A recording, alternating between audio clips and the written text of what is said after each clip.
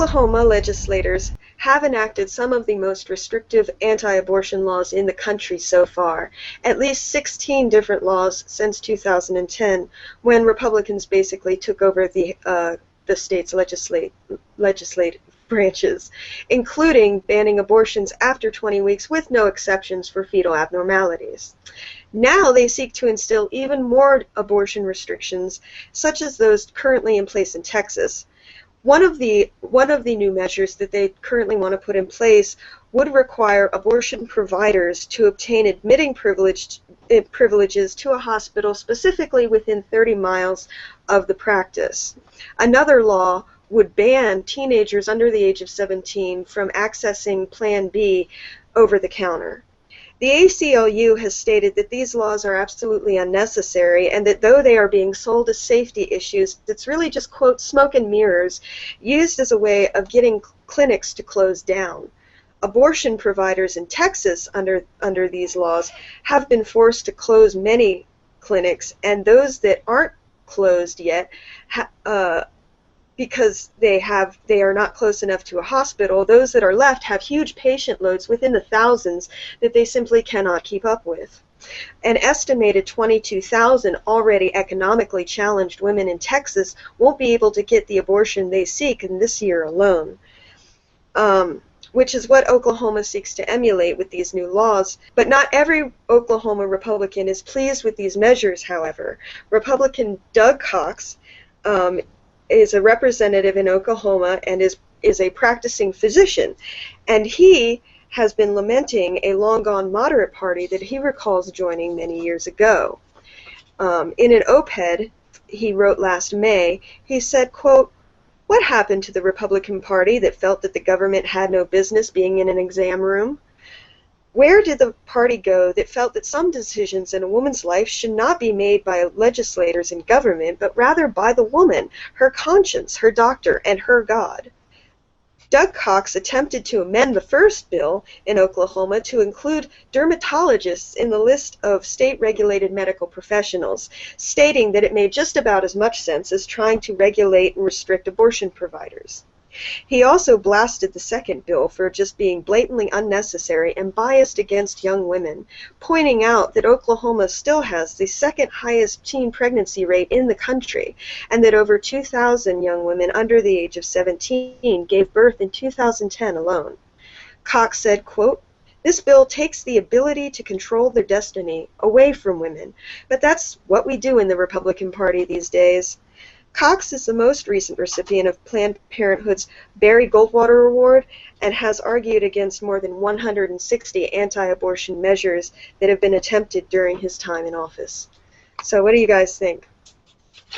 All right, so there are a couple of things in this article that I wanted to point out, just kind of pick out and talk about. When he said, quote, "This bill takes the ability to control their destiny away from women, but that's what we do in the Republican Party these days." And he also said, and there was also a part in this article where it said Cox also disputed the notion that some young girls may not be able to take the morning after pill safely since there's no scientific evidence that this type of contraception is potentially dangerous. Are you sure this guy's a Republican? Because he's actually using science. I mean, he must have learned something from, maybe he must have learned something from the Todd Akin debacle. But to be serious, though, I think he's absolutely right. There's this double standard where we're in by a handful of condoms, and that's cool. We shrug it off, right, and call it boys being boys, and sometimes we actually praise them for being safe. Now, I kind of agree with that. I think safe sex is important, you know, and especially important to teach teenagers. But God forbid a girl gets Plan B, right? This is a Republican that in this case is actually standing on Republican principles. He doesn't think big government, whether it's at the state or the federal level, he doesn't think that they should be getting into the doctor's offices and regulating women's reproductive rights, and that's fantastic. I think this is there's been a number of cases now over the last couple of years where conservatives, certainly at the state level, this guy, he's still probably in favour of lowering taxes. He can be an economic conservative, but when it comes to certain social issues now, he can no longer identify with the Republican Party. He can no longer be a conservative in that respect. And so I think it's more of like there's going to be more and more of a splintering as the next couple of years go on, I think, up until probably about 2020, where you're going to have the socially and economically conservative Republicans, and then you're going to have the socially liberal but economically conservative Republicans. And I think this guy, at least in the social issues, he's liberal and he wants to he wants to be able to empower women, and pretty much all the things he said about how 14-year-old boys, they're able to just walk into any drugstore and buy a packet of condoms, and they're fine with their protection. But girls, on the other hand, they have hardly any protections whatsoever. And I think, fair play to him, even if he's going against his constituents and, other members of his party, he's doing what he thinks is morally right and justified. So good for him. I think I have 2 points, or 2 amusing points on this story. One, the guy's name is Cox, and he's talking about pregnancy and stuff like that. Obviously hilarious.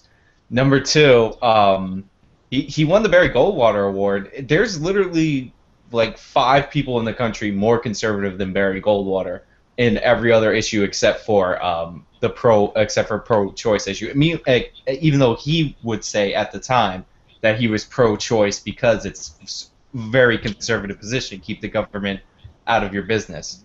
So, like, that's a fitting award for a Republican to win like this, and it shows you how much the Republican Party has changed. But the point that I'm obviously like in favor of this guy. I like that he came out, wrote this op-ed and all that, and I'm not in favor. I think the morning after pill. I don't know what the age limit should be, but I don't think it should be 17 because it is a pill. It is a high dose of hormones. Like I feel kind of weird saying like a 12-year-old should take the morning after pill without supervision. So like I can understand a theoretical age limit, but I don't think it should be 17, and I don't think it's that effective of an age limit at really at any age, because if you came up to me in the drugstore and said, "Look, I'm afraid I'm going to get pregnant. Could you buy me this pill?" I would totally fucking do that. Like I could not.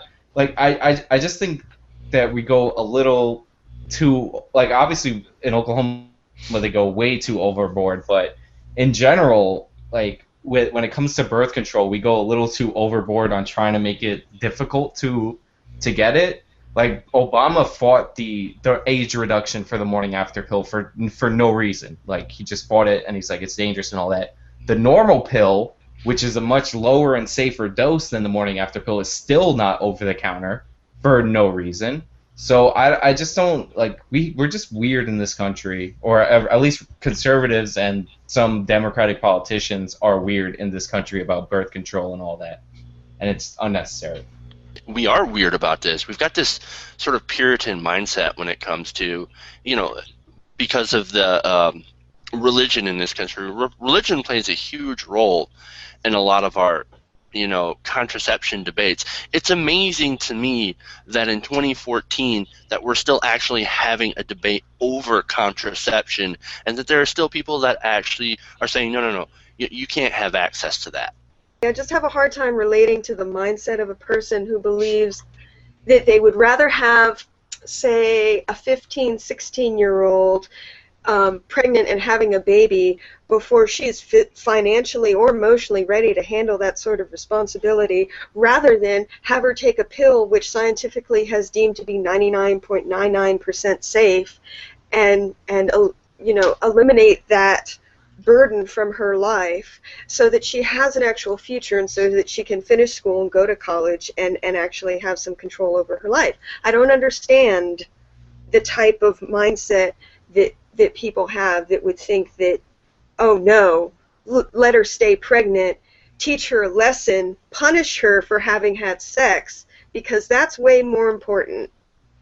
Well, I mean, the thing is, it's not a puritanical mindset when it comes to contraception. It's only a puritanical mindset for contraception for women. Let's face it, most of the legislators in America are predominantly male, and they want males to have as much sex as possible. There's no debate at all about males using condoms for contraception. That's A-OK. That's fine. But for women, you're not allowed the pill. Then if you get pregnant, you're not allowed an abortion. And then if you have a kid when you're a teenager, we're not going to give you any welfare. We don't want any of that. It's just kind of one thing after another. The conservatives just do not care about women. It's as simple as that. Now, there are some conservatives such as this guy, Legislator Cox or whatever, good guy, brilliant.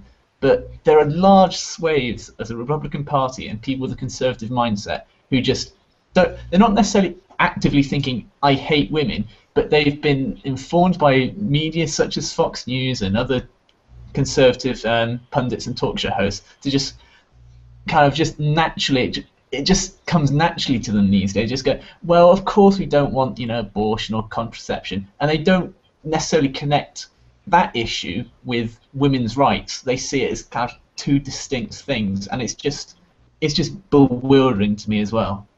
Yeah, I'm gonna have to push back a little bit on that. There are Republicans who are crazy anti-condom. It's illegal. I've been in New York City public schools. It's illegal in New York City public schools for them to show you how to put on a condom on a banana.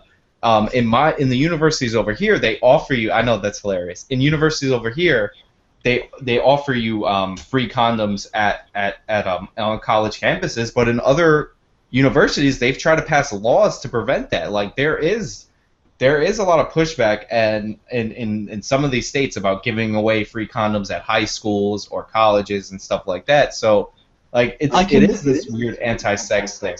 I can understand the pushback against wanting to give free, because I think the reason why there's a pushback against giving free condoms that giving free stuff away to these people who are just going to have sex, but there's certainly a greater pushback in terms of women's contraception, and I think that with condoms, the people who are pushing back against giving free condoms away on college campuses, which I'm sure no doubt went to waste on you, sorry, but the only pushback there is kind of an economic one, rather than if these college kids, if they got themselves kind of their hands on some condoms, then they're not that bothered. They just don't want to give away free stuff.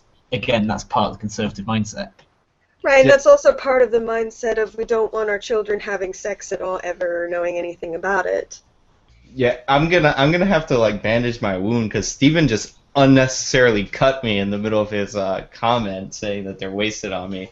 But yeah, Man, you just got shivved, man. I understand that it's Cool. worse for women because we still don't have the normal pill over the counter, which makes no sense because the morning after pill, I'm not exactly sure, but depending on your brand, is equal to taking 10 of the normal pill at once, and somehow the normal pill is not available over the counter.